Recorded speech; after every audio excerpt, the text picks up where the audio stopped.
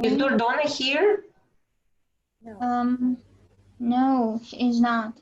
Also, we should wait for her, right? Just a second. Here it is. Oh, well. So, thank you for everyone joining us today. Today we are going to speak about teaching ESP. And the hosts are Farangiz Mamadieva, Shokhsta Saifuddinova, Tatiana Pilatskaya, and Durdana Platova. Thank you. You are welcome. So, can you move the slide, please? Yeah. Please see our agenda for today. The agenda is about the importance of ESP, needs analysis for curriculum development, approach to curriculum, and ESP syllabus sample. So let's start from the first one, the importance of ESP. So can you please switch off your microphones and switch on your microphones and tell me what is EGP, what is ESP, and please answer to the following two questions. What do you know about ESP and how does it differ from other English lessons? So we have Barna Nazarova, the most active member. Can you please answer to the first question? What do you think? What is EGP?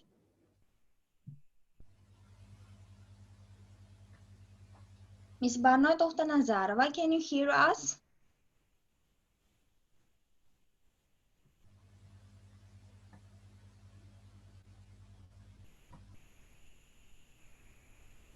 Madina? Answer this question. Can you please just speak up? Yes, sure. EGP is English for general purposes and ESP English for specific purposes. And the difference is English for general purposes. Here you can teach only English. It's all about language and for integrated skills, grammar, vocabulary.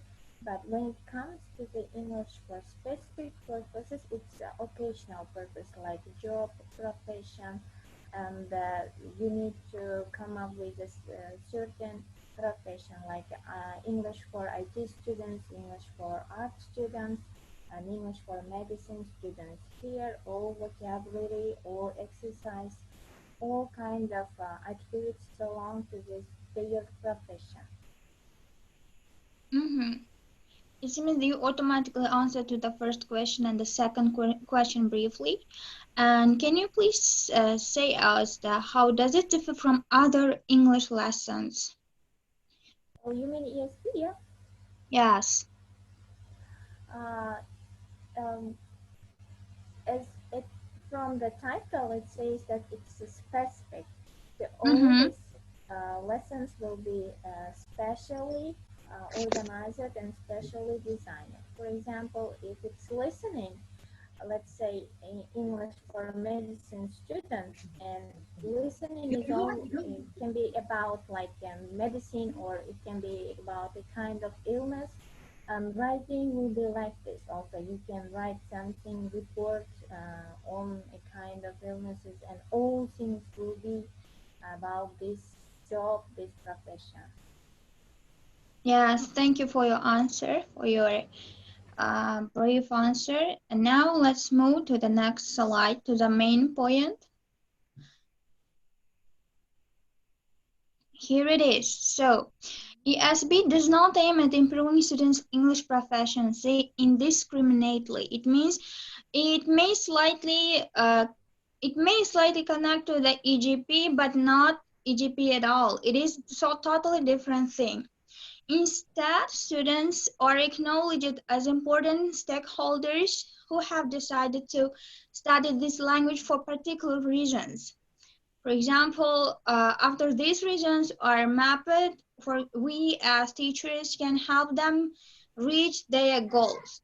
Here in this table, in the following table, I have differentiated the differences of fields and the subjects that ESP teachers can teach. In the field of accountant, teachers can teach financial reports, not the English or the grammar or lexicology or the phonology. They will teach the finance or the things related to the accountant.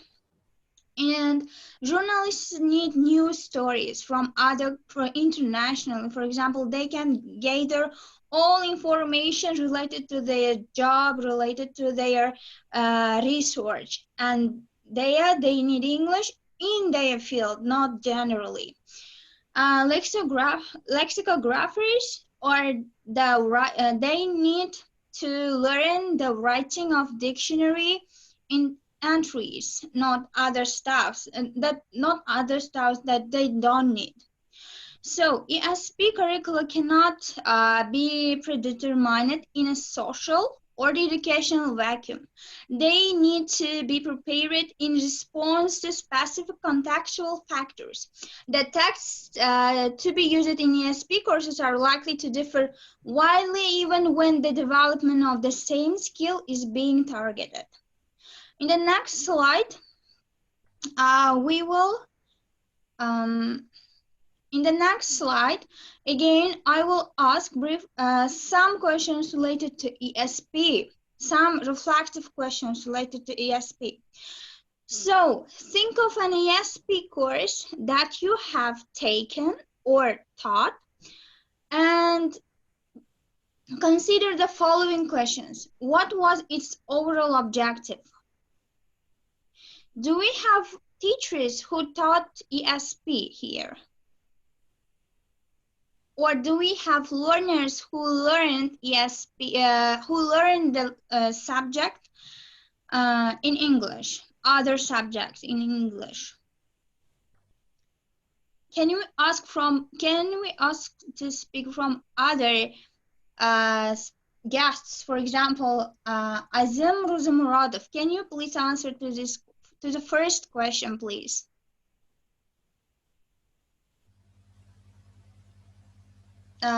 Guests, you are welcome to answer to any questions. It doesn't have to be so specific. We just need your opinion about these questions.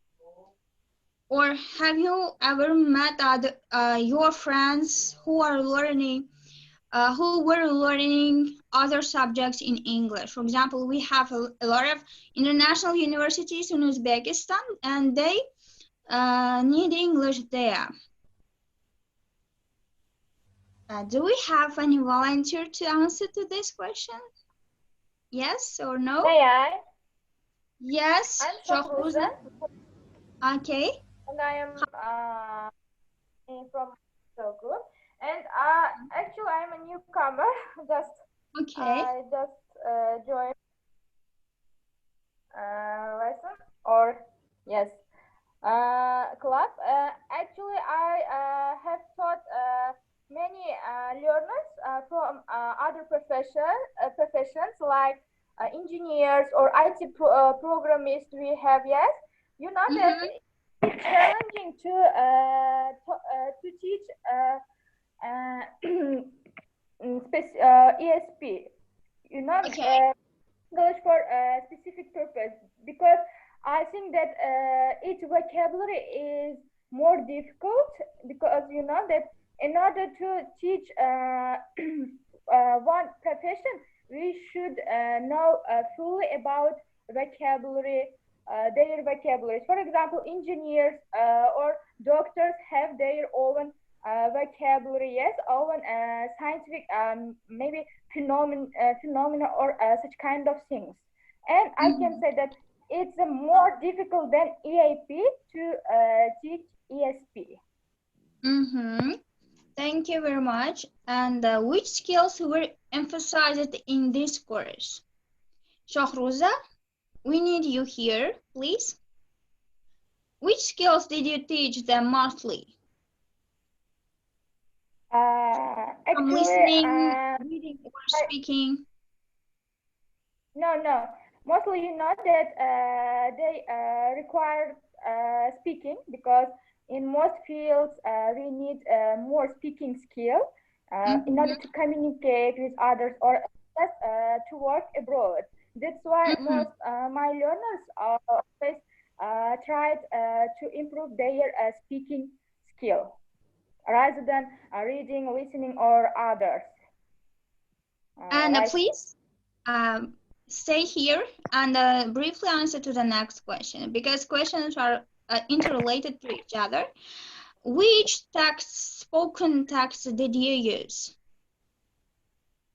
for teaching speaking? What type of text did you use there for your students? You mean RPS, such kind of things, yes? I mean materials. What kind of materials, and where did you get them, and how did you collect your materials to teach your students? Actually, I mostly use a book which called Destination. You know that it's full of very full of vocabulary which related to each field, economy or medicine. You know about it, and also I take many resources from internet resources, and mostly I use them. And actually, I always try to use IELTS materials, because mostly my learners want to get IELTS exam, even though they are from another profession.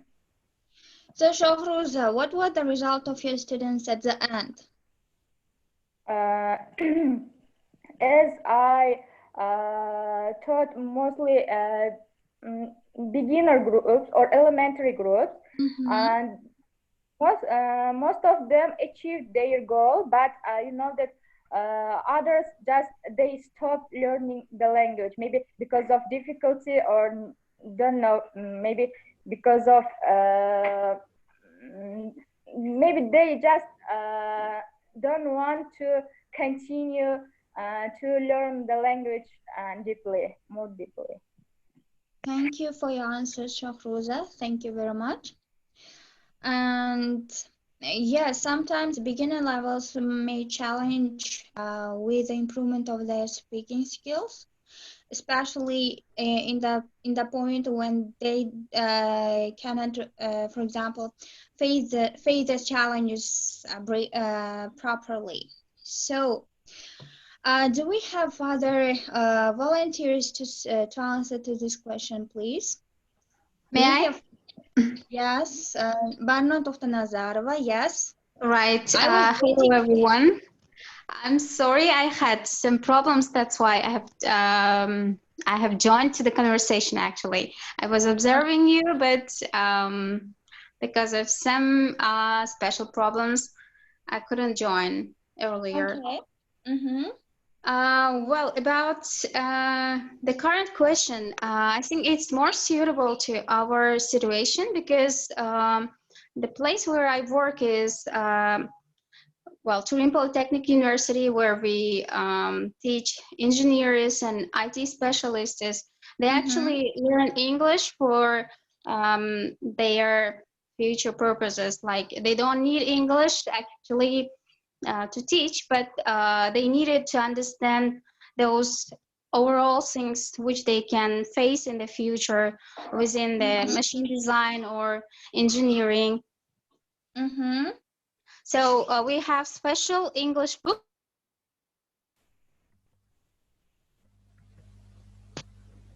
Hello?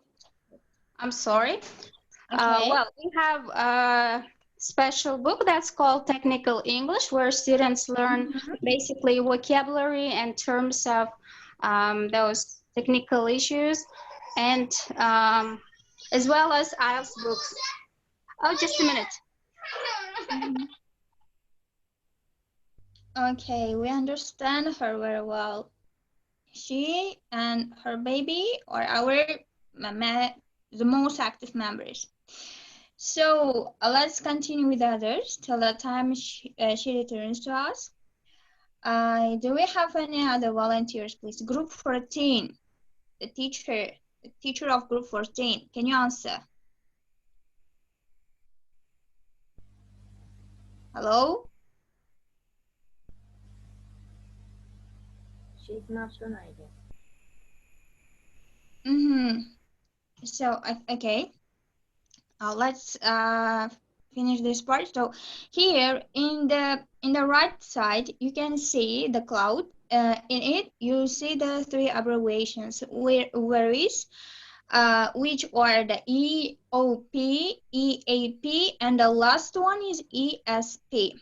As we have already discussed, they are logically connected to each other. ESP is the most, let's imagine that you live in a big house and ESP is that big house. EOP and EAP are the part of your house. For example, they are related to ESP. They are not different from each other. EAP is the English for occupational purposes. For we use them for universities where they teach technical things or the medical things like this. And EAP, this is for academic purposes, English for academic purposes. And this is a part of ESP as well. And ESP here, the biggest one where we teach both EOP and EAP. So that's why I gave you ESP as a house, as a big house to you. You can, for example, you can differ them from each other because they are just connected like this. Like you may consider EOP like a window for a house. You may consider EAP like a door of a house, and that's why the ESP is the biggest part. So now my partner Durdona Pulatova will give you some additional information for ESP and for additional materials, example materials for ESP. So thank you very much. Hello, I'm so glad to be a presenter to this webinar. So I'm gonna start to talk about the branches of ESP. As Shokhista and Farangis mentioned about what ESP means, but actually we don't know the some expressions which are relating to the ESP field. Actually, ESP fields includes lots of the spheres. The spheres can be occupational purposes or professional or that academic purposes. As we can see, that English for occupational purposes is called EOP. EOP is also divided into two parts. The first part is EPP. It means English for professional purposes. EVP, English for vocational purposes. It means that English for professional purposes can be doctor, engineer, accountant, teacher, or etc. And what about EVP? EVP, English for vocational purposes, can include mid-range professionals like mechanics, lab assistant, or librarians. Next large branch is EAP. EAP stands for English for academic purposes. English for academic purposes is also divided into two branches. That first one is EGAP, stands for English for general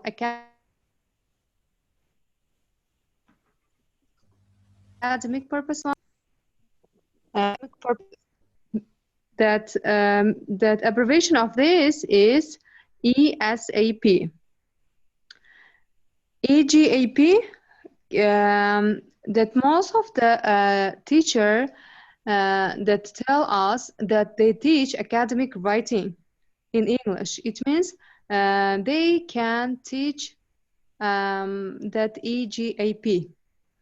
And ESAP, it means that it includes several branches. That, for example, EST, English for Services, Science and Technology, EMP, English for medical purpose, and then ELP, English for legal purposes. As you can see that all of them are in one family. The family is called ESP. Can you move that next one? Yeah, sure. Now that Farangiz will continue.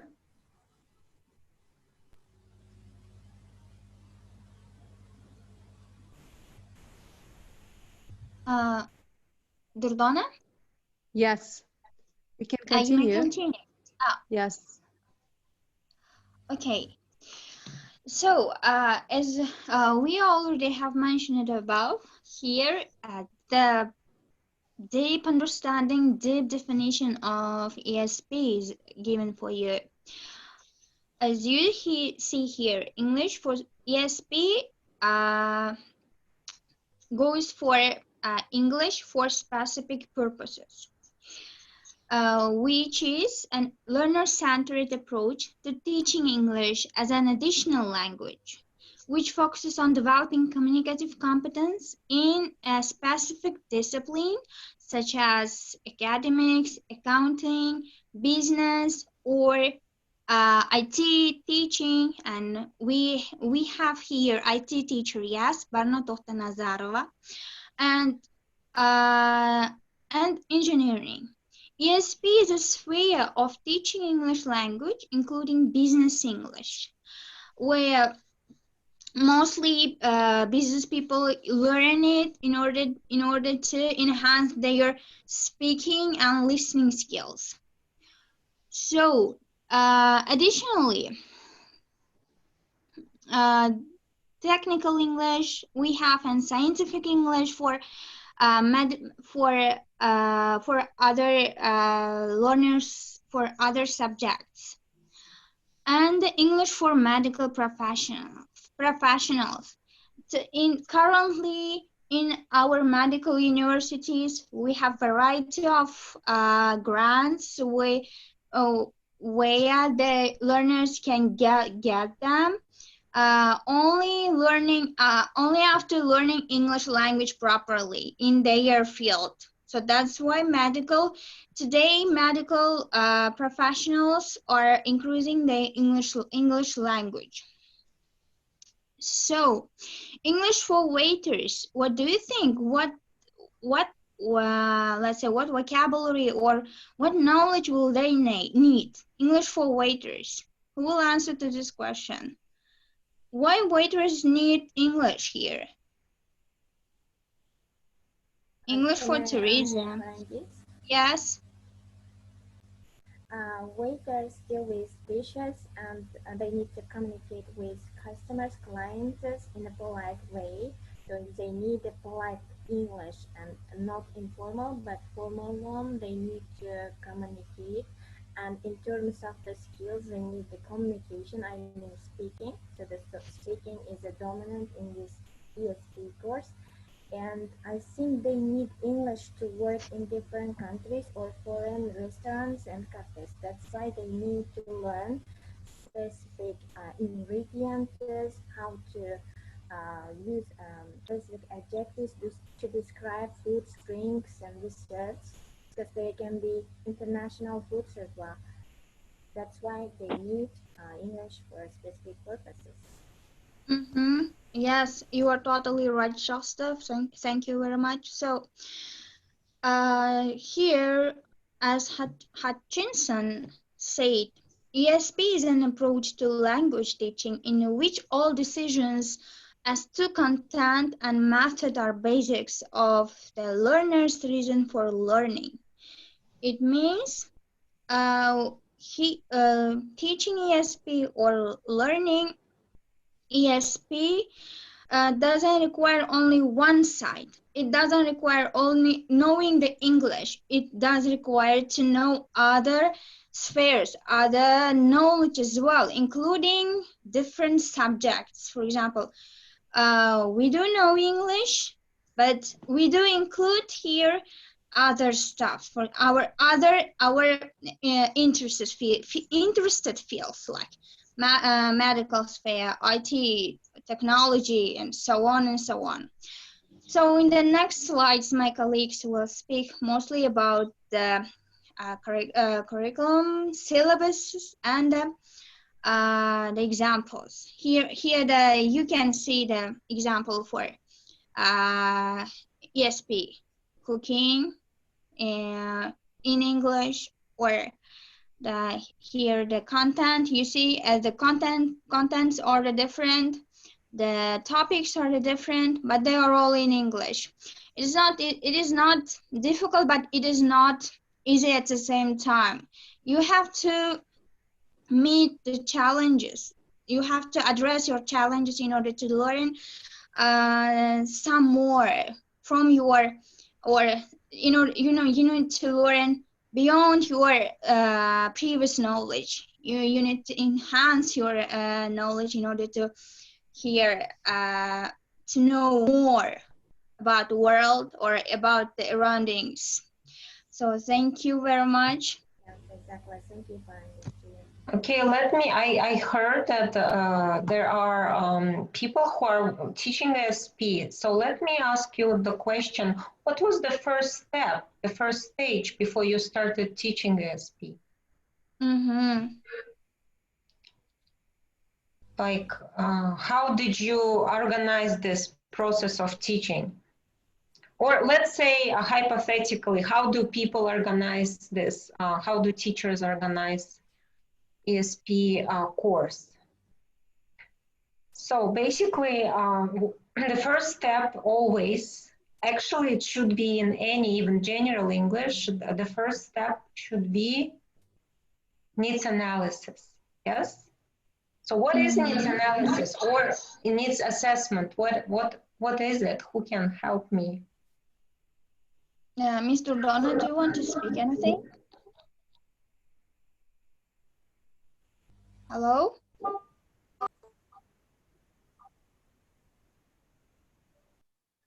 Can we ask from the Dilraba Babakola to answer to this question? I'm sure Dilraba knows the answer. Yes. Mr. Dilraba, don't you have any problem with internet? Can you please answer to this question?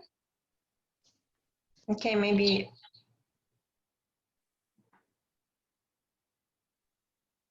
I guess I should move on, right?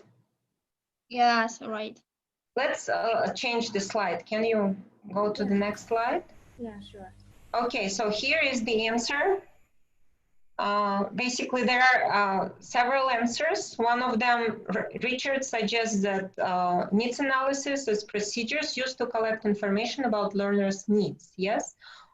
Highland suggests that the techniques for collecting and assessing information relevant to course design are needs analysis, yes? So collection of data, basically. And this helps to establish the how you're gonna teach the course and what you're gonna teach of the course, yeah? So there is also, we should keep in mind that there is not only needs, right, of the students that we need to know, but also their wants and lacks. So how do we conduct needs analysis? How can we do that?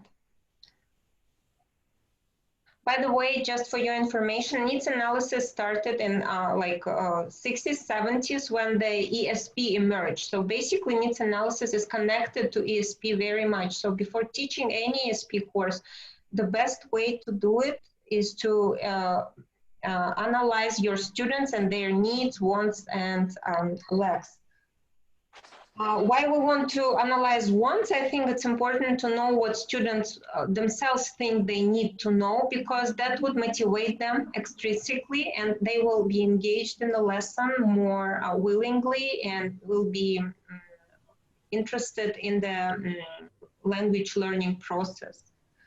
So let me tell you that there are two procedures, two ways of having procedures, inductive and deductive procedures. So may I ask, well, okay, so inductive procedures are the ones that are like observations or unstructured interviews. So if you move on to the next slide, please. Yeah.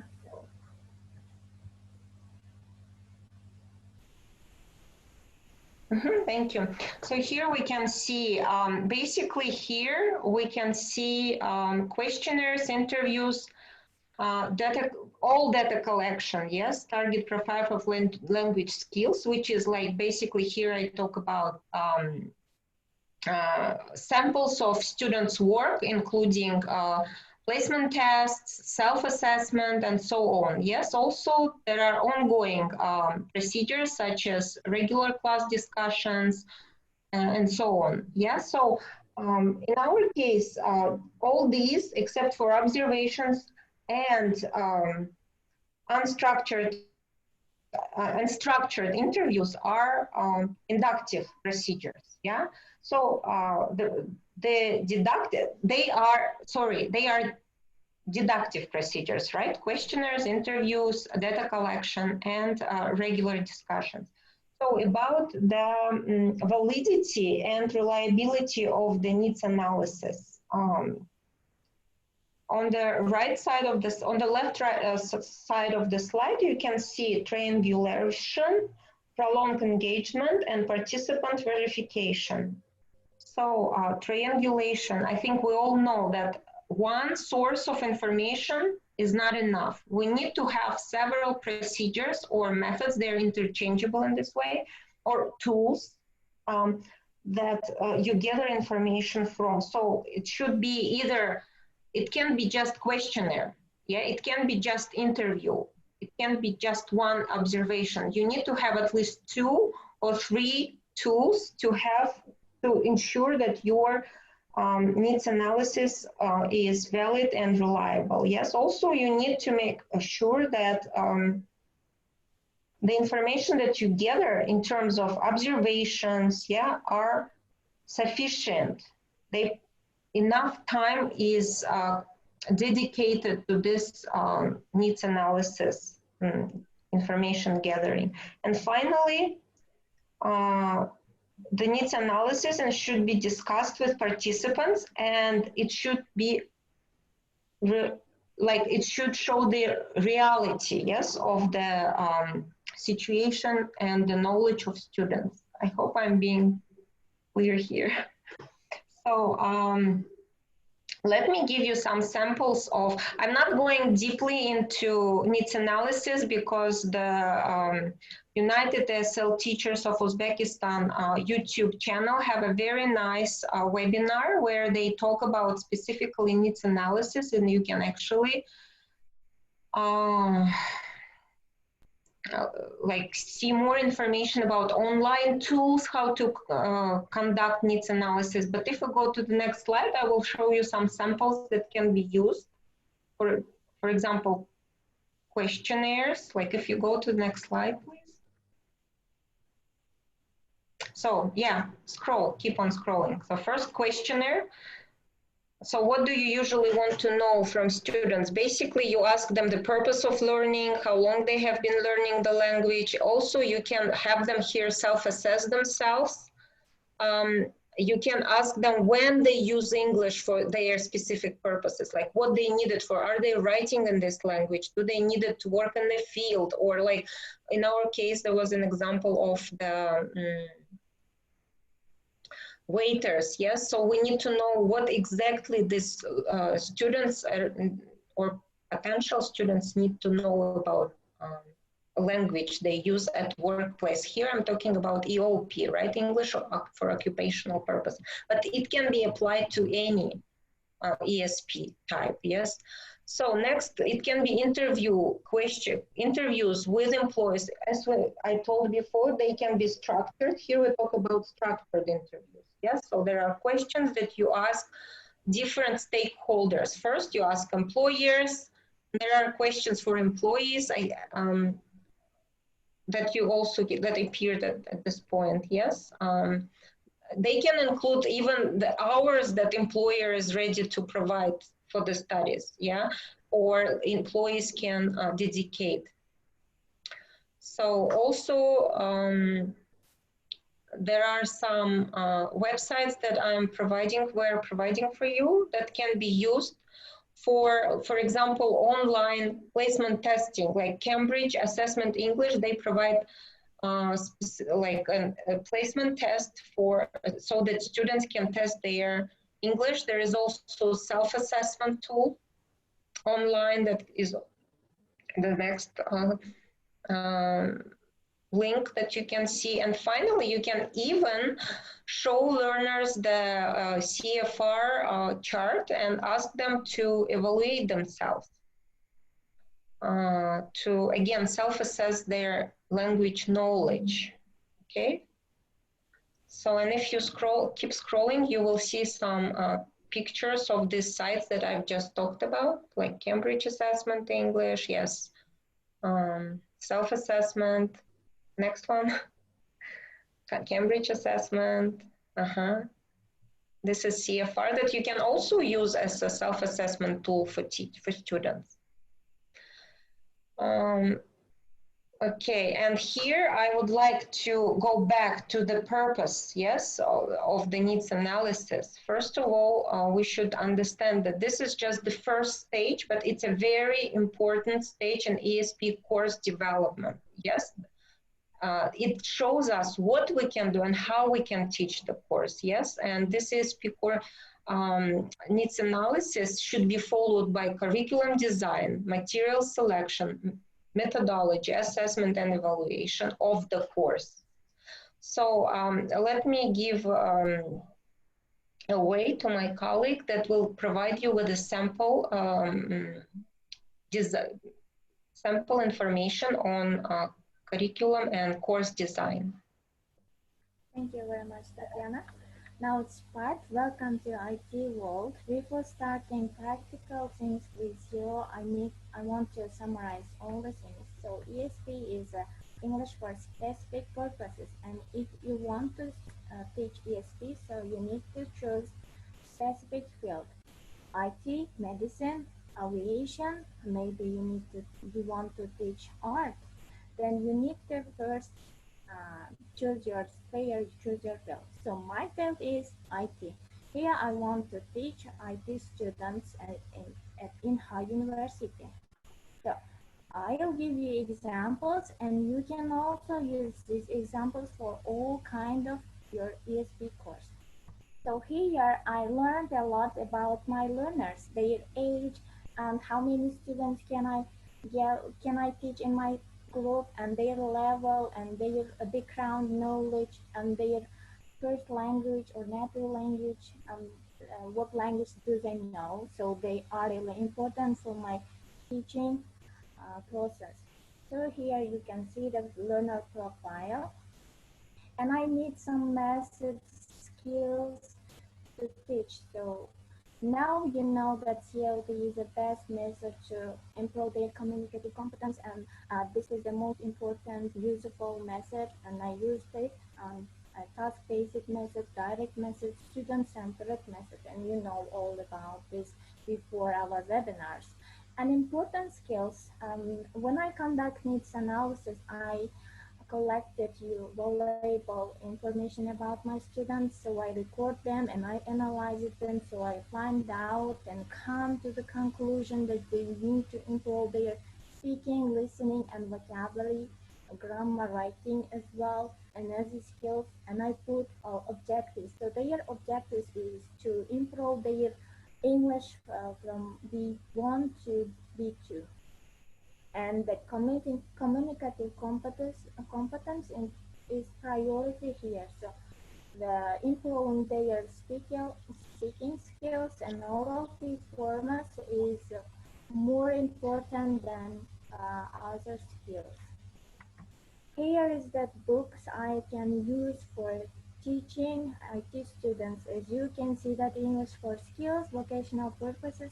And here, for example, if you want to teach art or medicine, you can also go to the Google, and you can use the Cambridge online links to find out more books. There are a lot of books for ESP. So I use these books according to the needs of my students because they are suitable for their level, their sphere, their field, and these books prepare them for the target situation.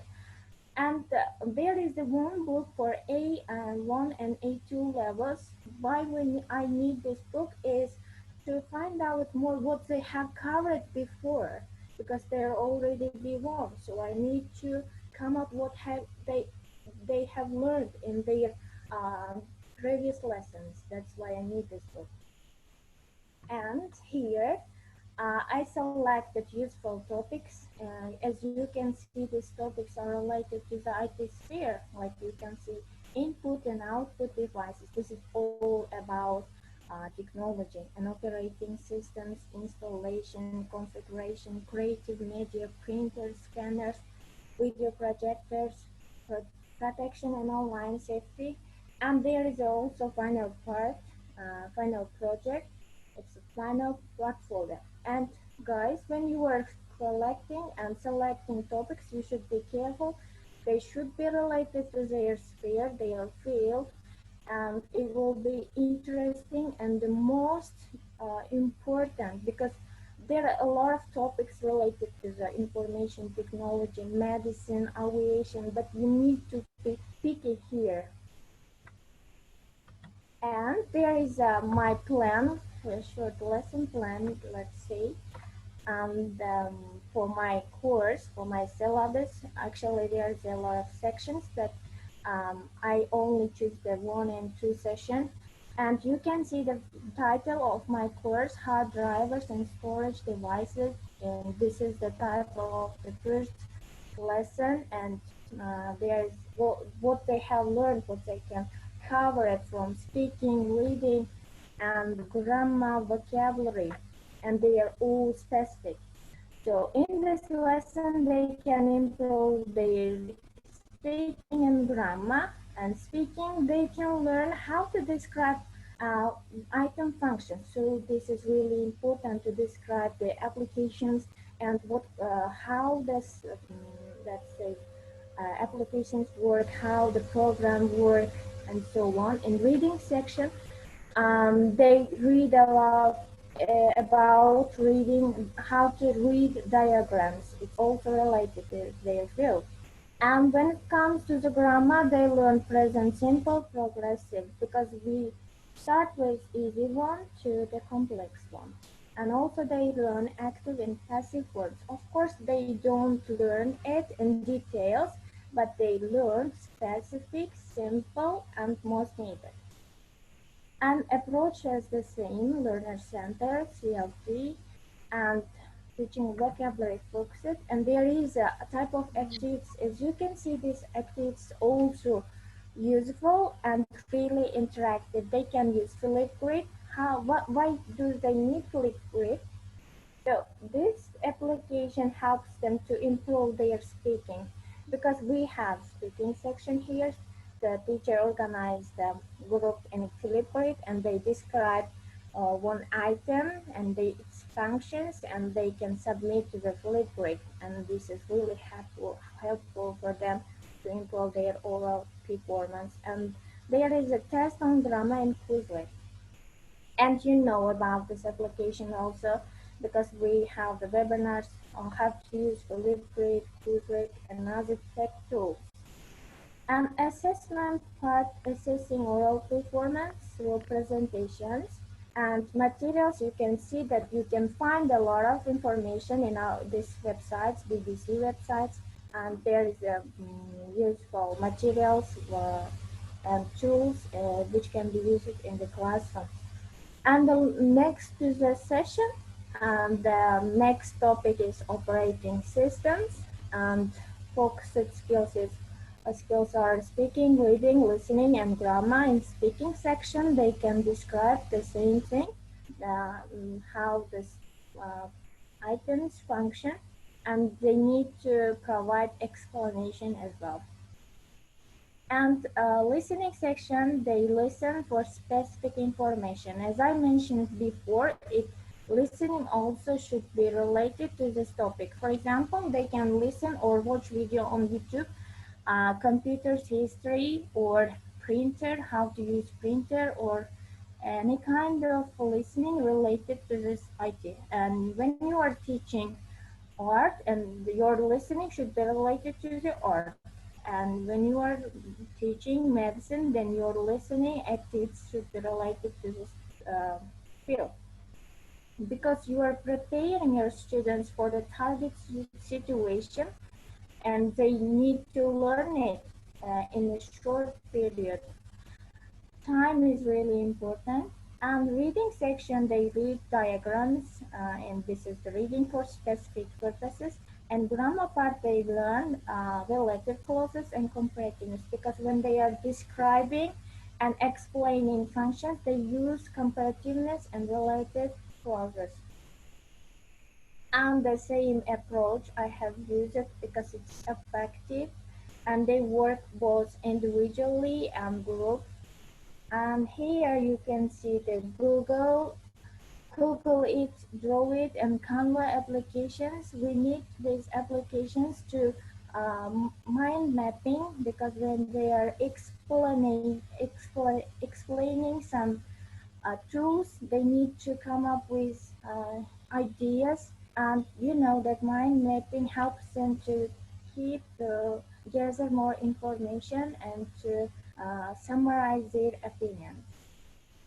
And the assessment part, assessing oral performance and how to use certain apps effectively. And here is the use of materials. As you can see, BBC websites. Why I used BBC? Because it's authentic and it provides in a minute information. That's why we need to keep our materials updated. And when you are teaching and when you are organizing or designing your syllabus, you need to assessment part as well, because it's also important to see how your students are doing well. Here is a grading skills. I have also organized it, designed it myself. There is it shows some percentage, how they are, what's required from the students and the type of assessments, and this how much percentage they can get from certain tasks. As you can see, there is a section for participation, attendance, and group presentations, writing reports, designing CV. You know that designing CV is really important for IT students, and it's helpful for them to improve their writing skills. And describing online too, video presentation, promoting. And as I said, there is a lot of sections. I mean, the syllabus has at least 6 sessions, but I have chosen only 2 sessions. And others, there can be writing section and listening, speaking, all, but I already um, emphasize it on listening as speaking, and their communicative competence. And when you are also designing your syllabus, you need to pay attention to your students' needs, and you can design it accordingly. This is all about the syllabus and example. I think it's helpful for you to teach ESP. I tried as much as practical to teach it practical and show you how it looks like. And if you have any questions, you are welcome. Yes, Shahsta, thank you very much for your fabulous speech. We have here a question from Lola Jalilova. She is asking, what does important skills stand for? Well, I cannot say that if your students is IT students or aviation, they need to learn only speaking because you're listening. Because I don't know your students. You are the only one who knows your students very well. Maybe they need only writing. For example, there's a student they can deal with only documents or writing documents. That's why they need writing. Yeah, and even I'm teaching the IT students. They can be different. They can be different. For example, some can ask me, let's teach me only speaking because I need to communicate with foreign um, clients. That's why I need. Or there can be programs. They only stand in front of the screen. They can do their work, but they don't communicate at all, and they don't need speaking. I mean that they don't need to emphasis on speaking, just reading and vocabulary. And Lola Jalilova is adding, but you had all four skills and plus important skills. Probably you meant transferable skills. Any comments for her, Joxta? Yes, yes, you can teach all skills, but one can be dominant or two can be dominant. For example, when you are teaching guides, guides, they can be in, they can introduce historical places to the tourists, and they need